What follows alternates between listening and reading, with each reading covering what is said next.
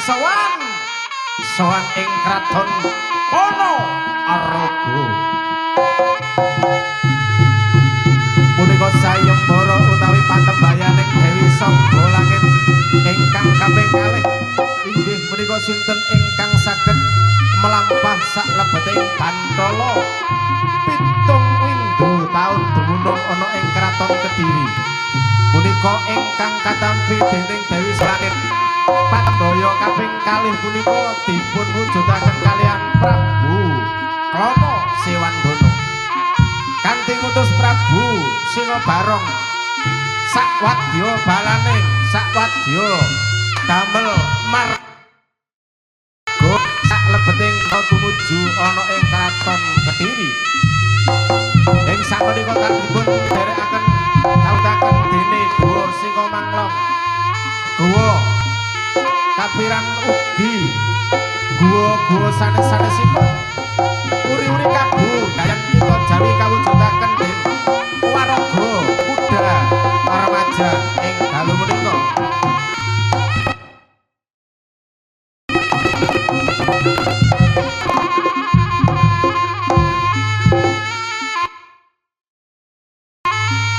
Ayo Kang pangresa pangliburing ati kagem sedaya para warga masyarakat dusun Dander aja kanthi turu sore-sore ana dewa ngamplang jagat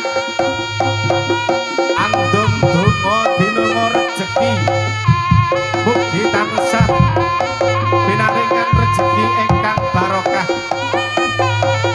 manfaat bidini wa dunya wal akhirah kenging damel satu wonten ing Mekah.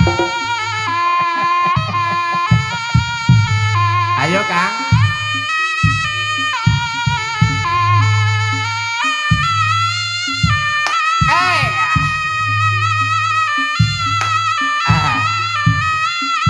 aduh gegerku bengkeken Kang.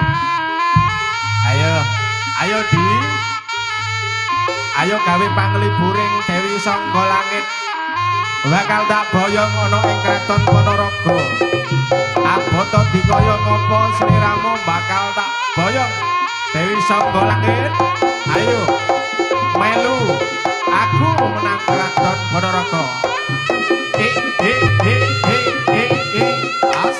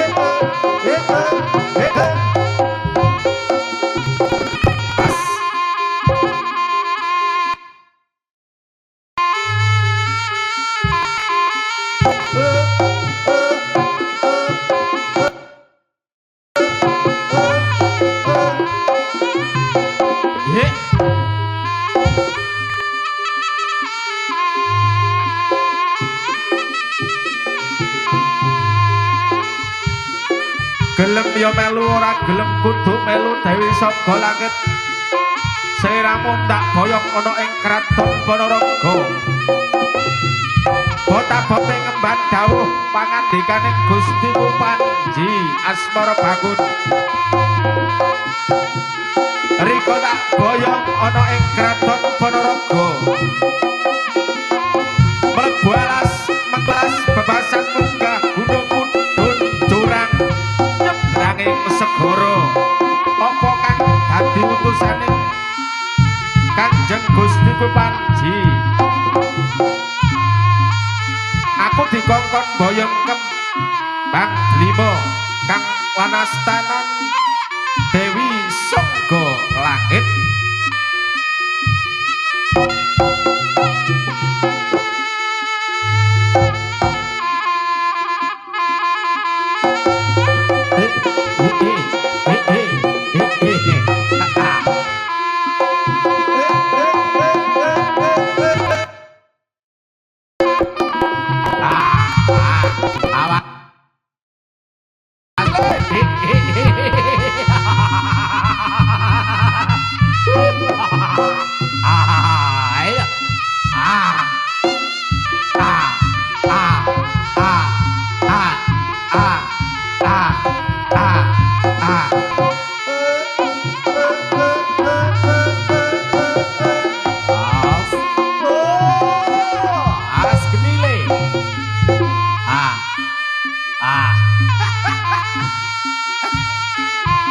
Awas geni, Ger. Ayo, Dik. Ayo gawe pangliburan bolo-bolo ndander lho.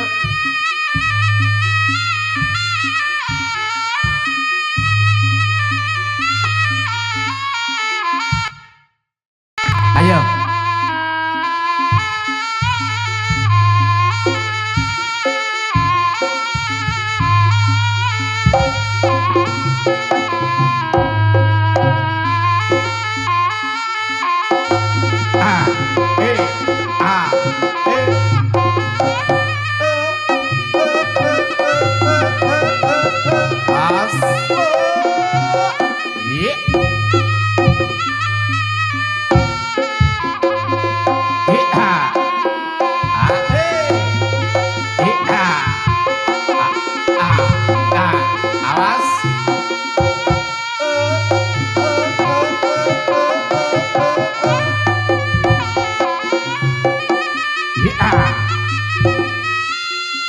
Ayo Cong, ambut gawe Ger.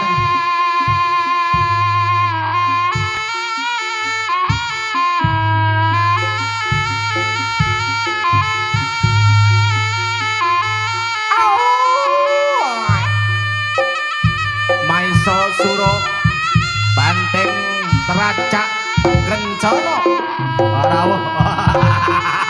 Wonten ing ngarsa panjenengan sami.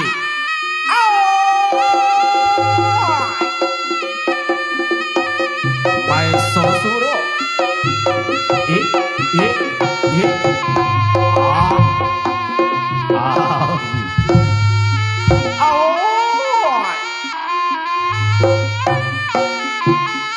Banteng teracak kencana.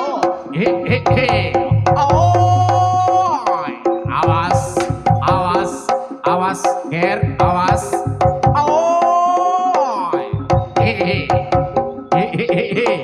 Awas.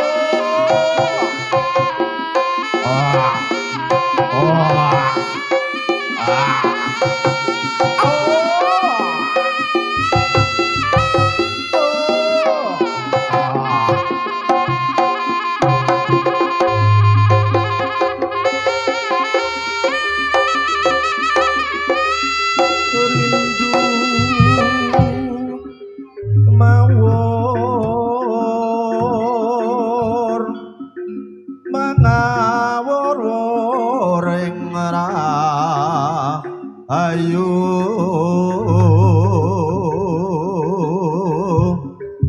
anggaring prajurit kemanyuro kongsa dedekatya butala ler pancireng turangga hesti rekaring ingkang boyola layo sepi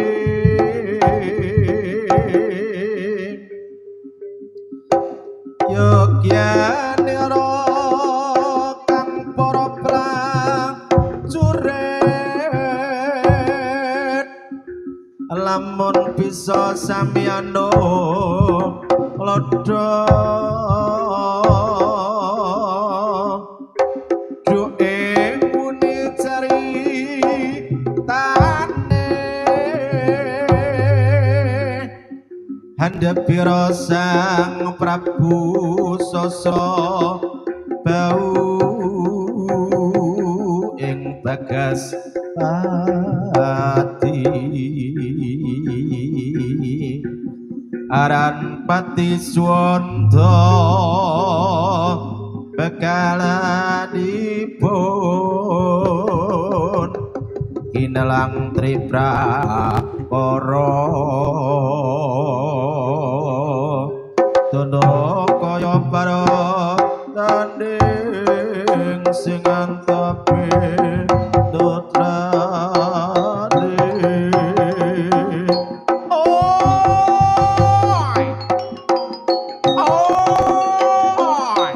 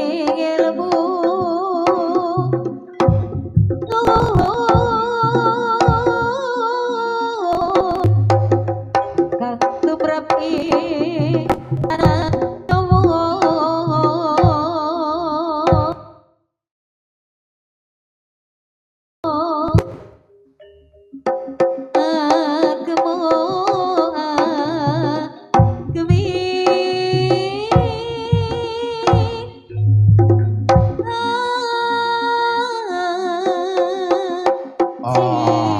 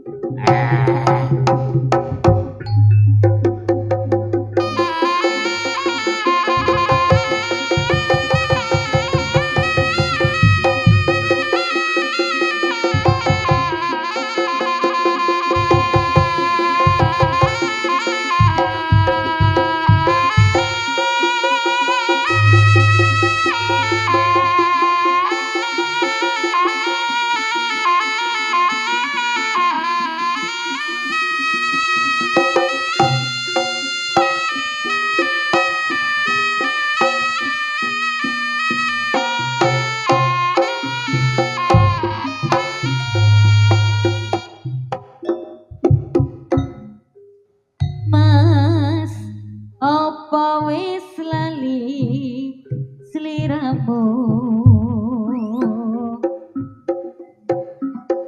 desemono yen dolan karo aku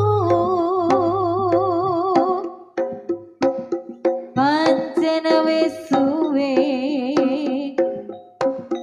ra tau ketemu wis samestine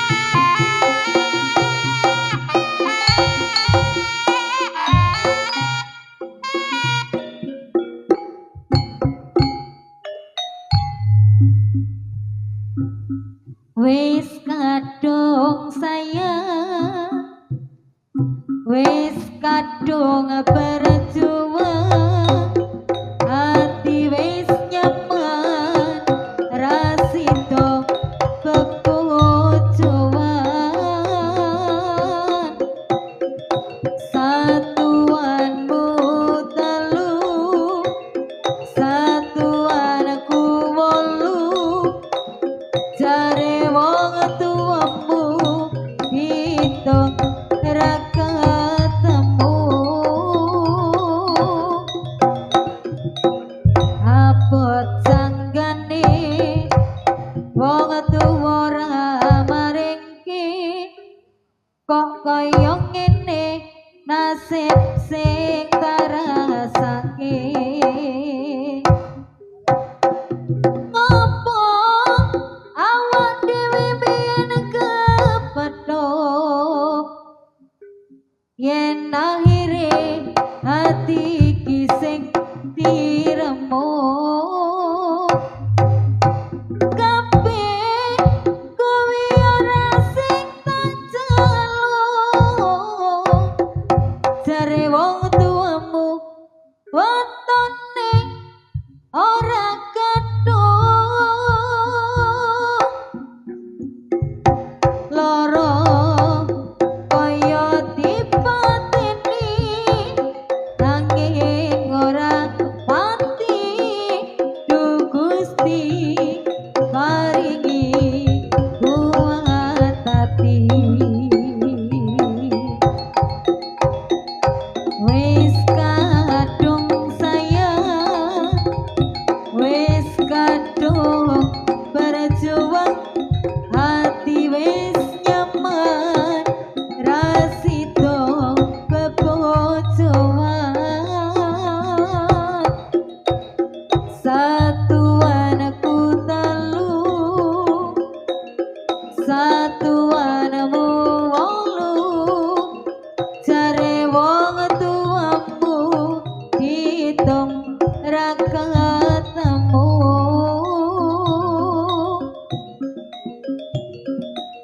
Abot sanggane wong tuwa ora maringke, kok kaya ngene nasib sing tak rasake.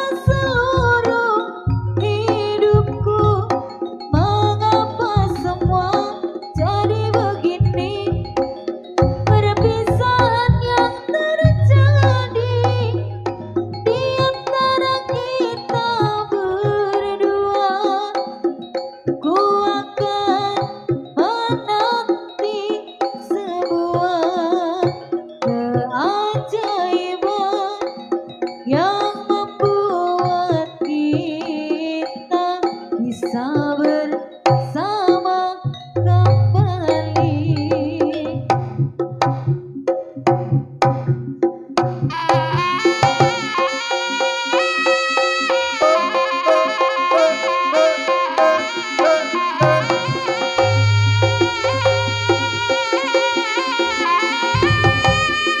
Sasampunipun adicara bocah kanong kalajengaken bantengan di penghujung acara akan kami hadirkan sebuah persembahan Prabu Singobarong atur panjenenganipun kawujudaken wonten ing dinten siang dalu menika wonten bale wismanipun Ibu Nurul. Jangan beranjak dari tempat dulu, okay? Masih ada persembahan satu pertunjukan lagi. Persembahan Prabu Singobarong.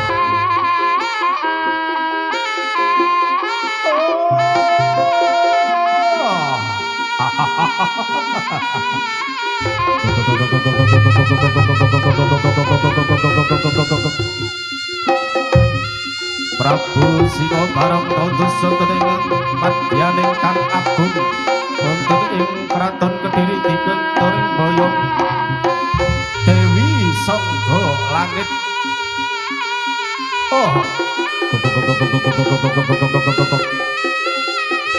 Wujudipun naga kula tepak angin bijilipun buntuting kula tapak angin kasebetaken gundung jugruk segara bakal asat.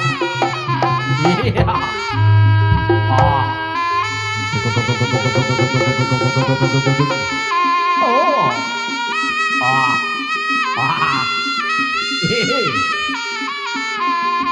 Prabu Singobarong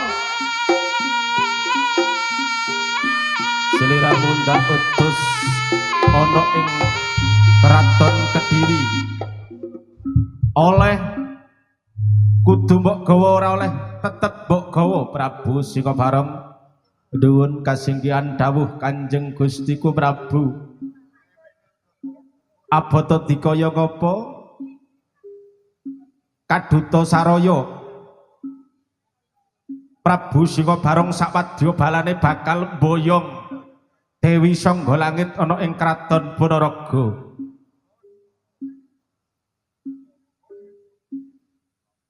Sineksenan dinten pitu ing ari kalenggahan pasaran 5 hanetepi dinten ing Jumuah Paing Prabu Singobarong bakal dumuju ana ing kraton Kediri. Dewi Sangga Langit antenana tekaning Prabu Singobarong sawadya balane ing ari kalenggahan kawujudaken dening para sarakadang kuda remaja ingkang dipun prakarsani dening panjenenganipun Bapak Swata.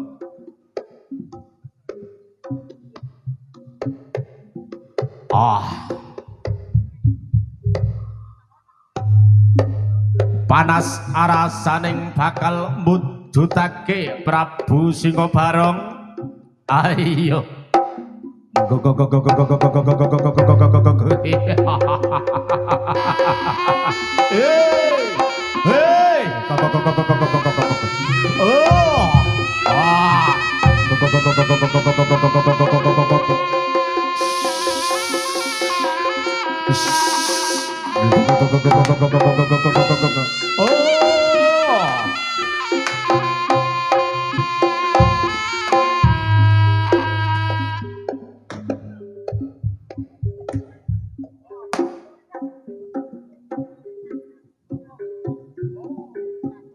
Dewi Sakartaji dikembang Kediri Gagaran ning wong akrambi tutu bondo tutu rupa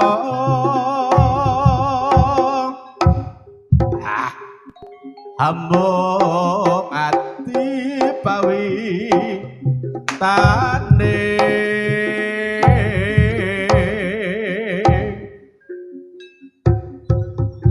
luput pisan kena pisan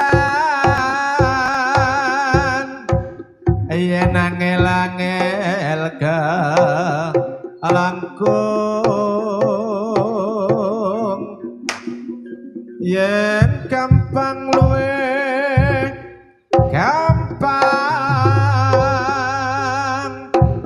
tan kena tinumbas harta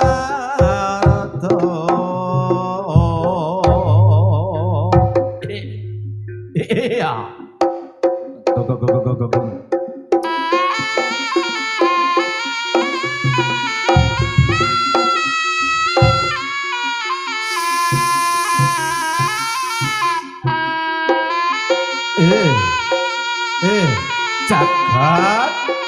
jagat ya jagat wasisaning Bathara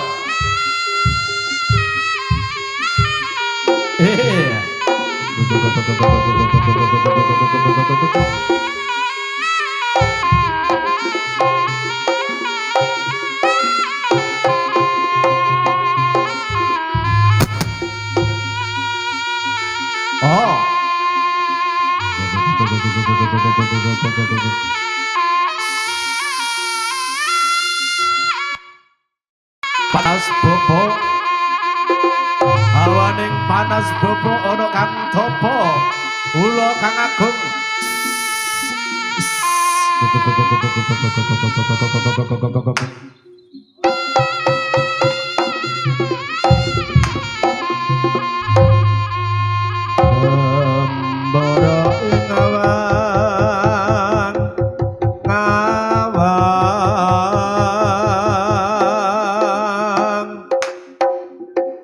anglalangut pasang tanpa dabe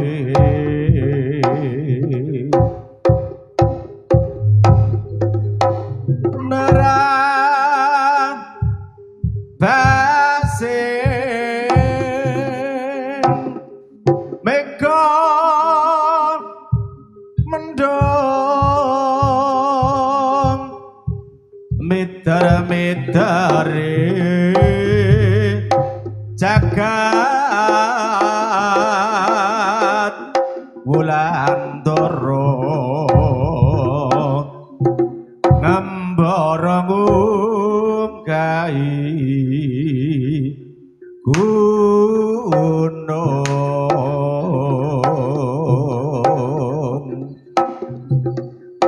katungkul ngunggaraga gasan satemati gawa ngimpi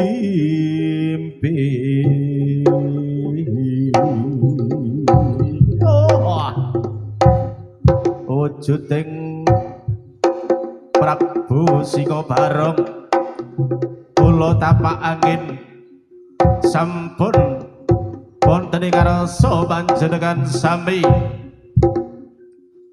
mugi-mugi bunurul sakaluwarga anggenipun kagungan tersa tansah pinaringan kalis ing sambi kala tinebih saking rubeda adoh bilaine akeh rezekine amin ya rabbal alamin.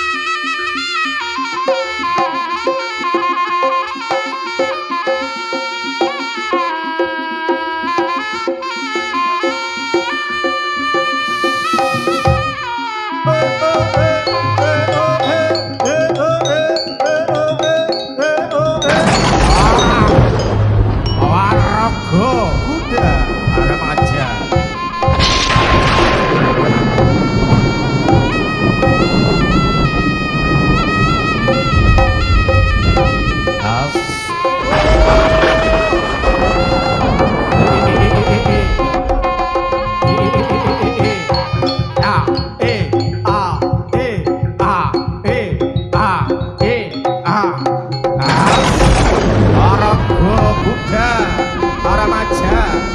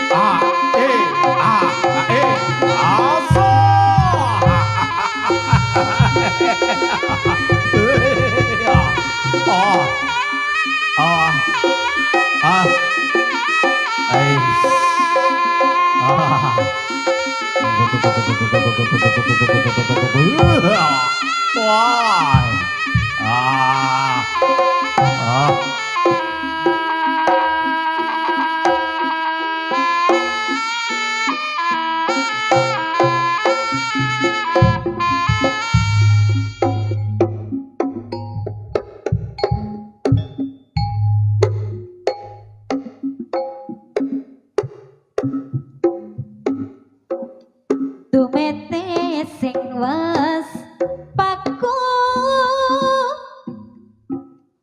rateku rasane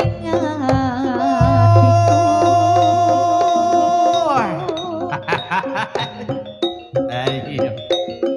ninggalake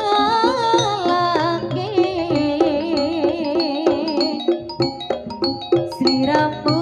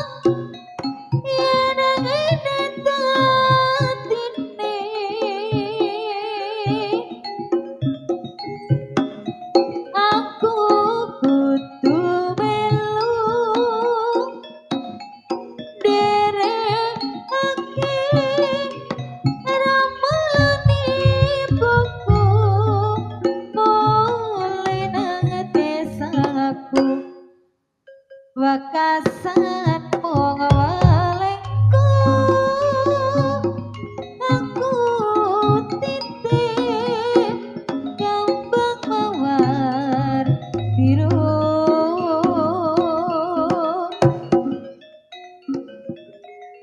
ape nono minangka tandha katresnanku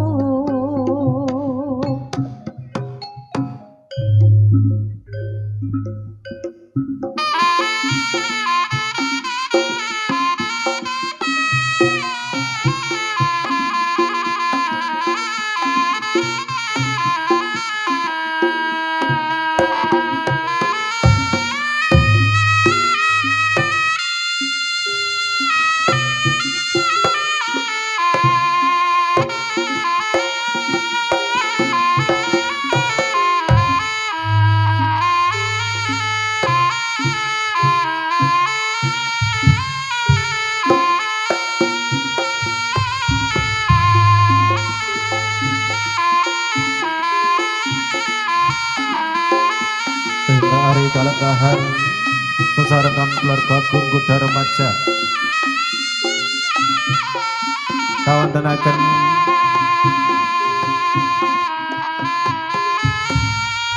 boneka Jai Langkung ingkang badhe dipun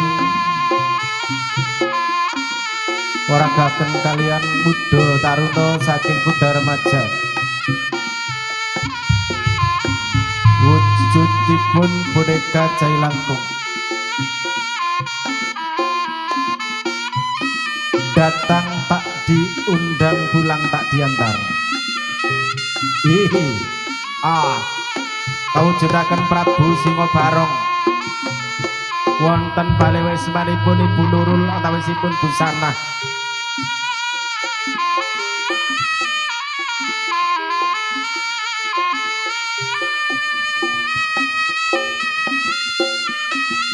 uga saged dadosaken panglibur ing manah dhumateng sedaya pamirsa pamidhanget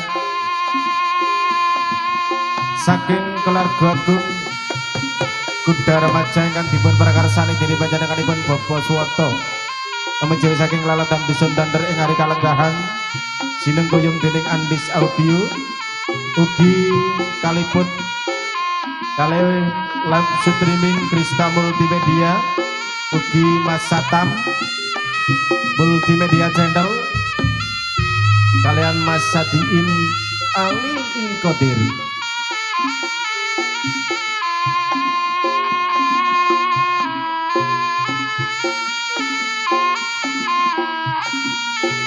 wujudipun golekan kencana kawastanan Jai Langkung ing ari kalenggahan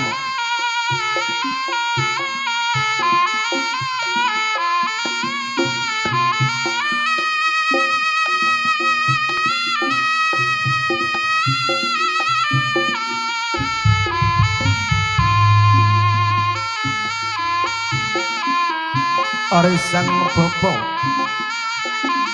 kati gumeluning kemenyan lencer putih harum gandane kanthi matek ajirek siget permanem tan ana obah tan ana kang awisik nuwun marasel Gusti kang merebeng duadi kawujudaken risang bapa saking kuda remaja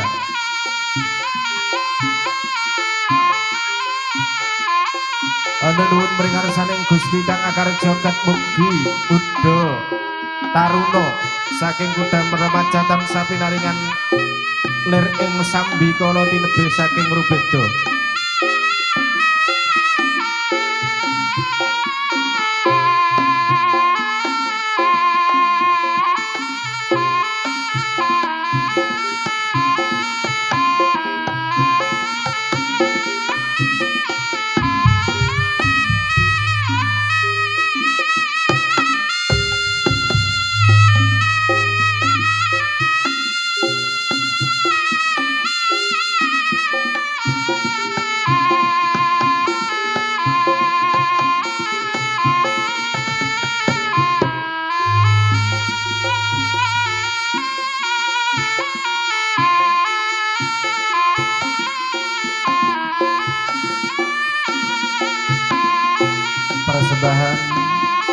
kari kalenggahan dipun wujudaken waraga agung saking kuda remaja.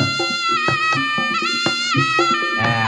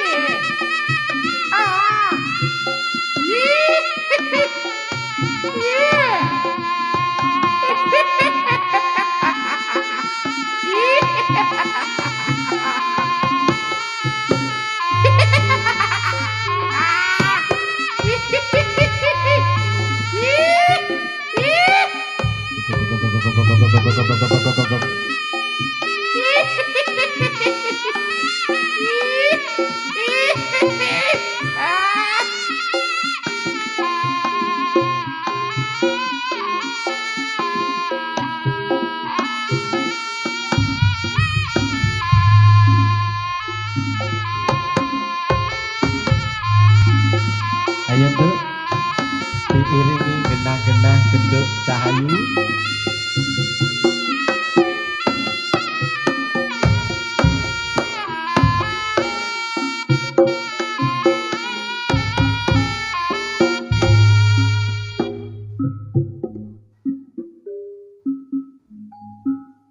bebasan koyo ngenteni hutane mongso ketika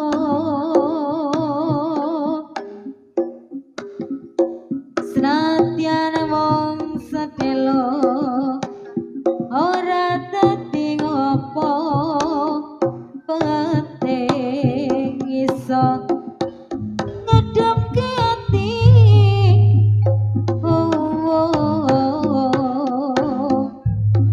semono uga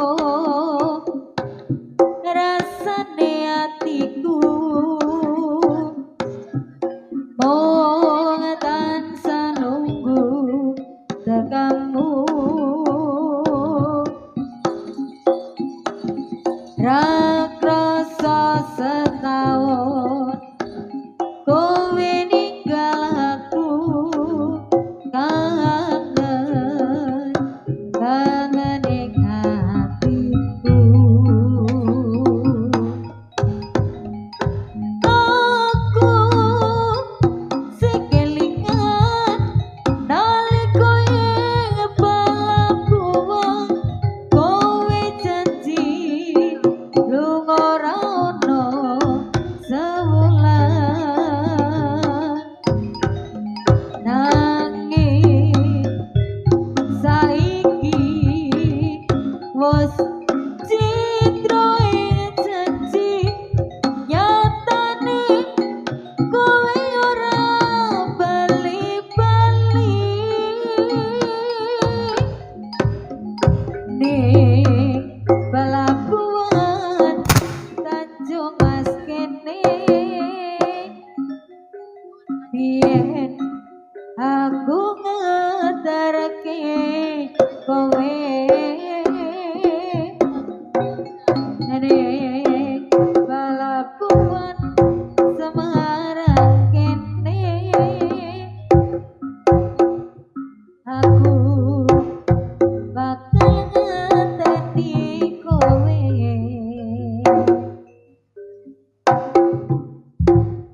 semono uga rasane atiku mong tansah nunggu tekamu rakrasa setahun kowe ninggal aku kangen kangen ing hatiku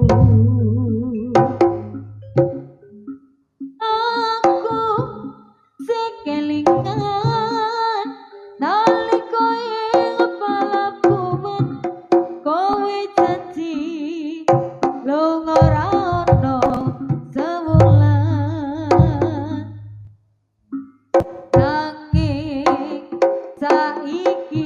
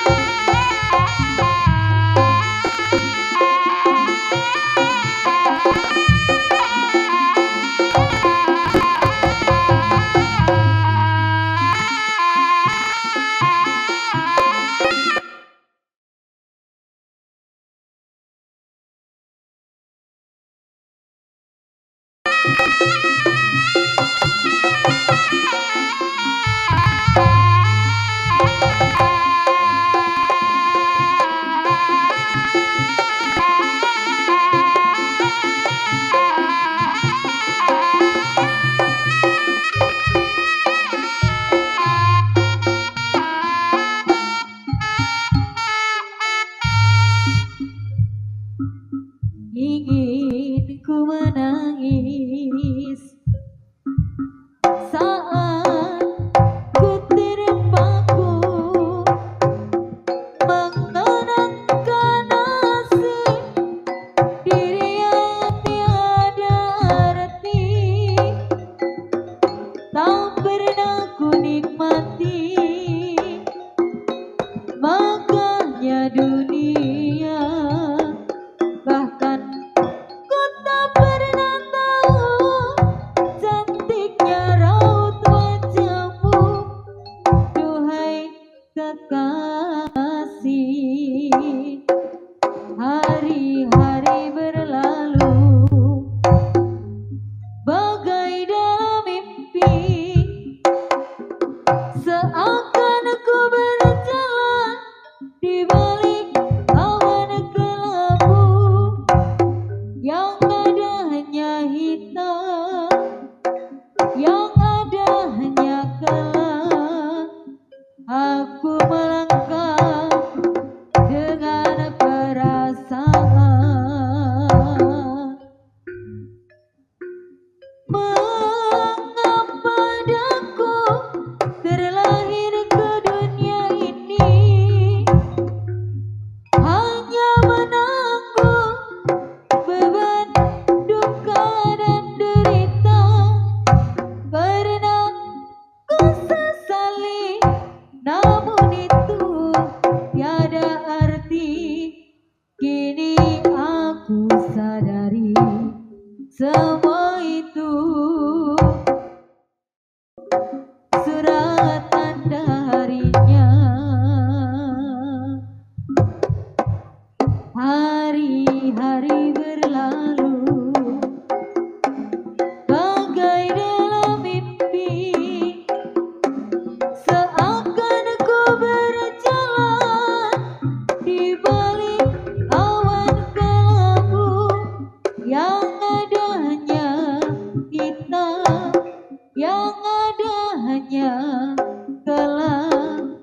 Aku melangkah dengan perasaan,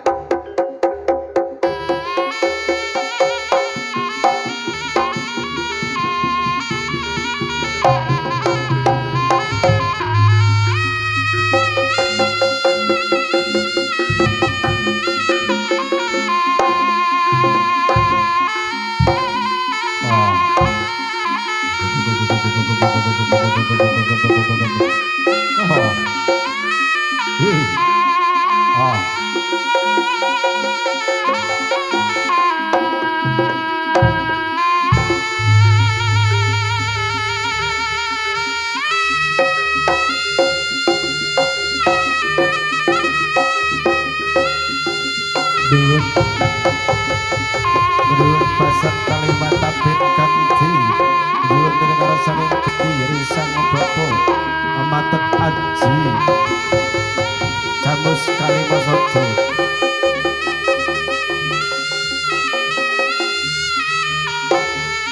Dene kersaning Gusti kang akare jagat ana kala saking tak dolak bali mangetan ana kala saka kidul tak dolak bali mangidul. Ana sekala saka kulon tak tolak bali mangono ana kala sekala tak tolak bali mangono. Nuwun katur dumateng panjenenganipun Ibu Nurul nyuwun pamit. Nyuwun tambahing pangestu Bu Nurul.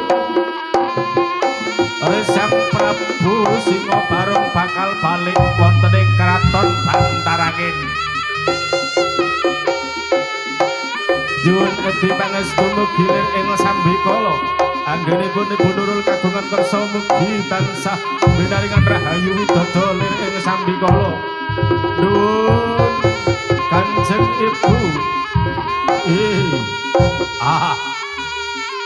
Asyik.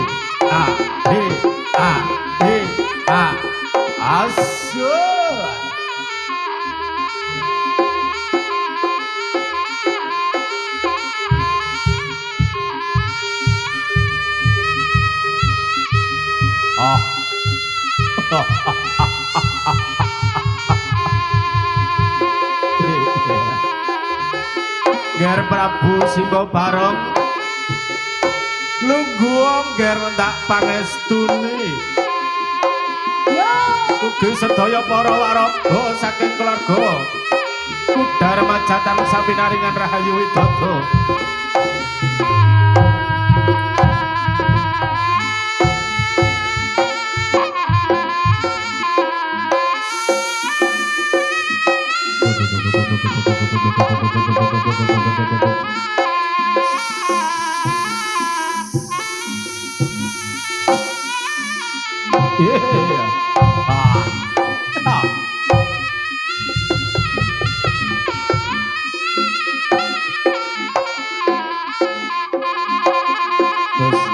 Pangestune Balya Prabu Singa Barong.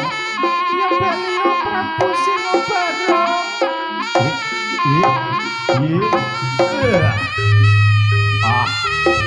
Nuwun Mbak Nurun.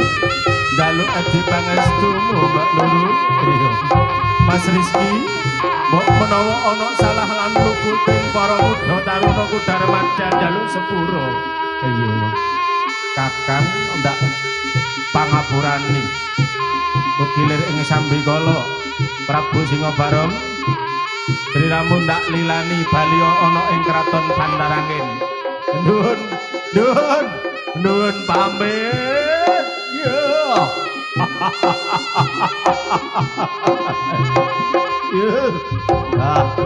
Wah.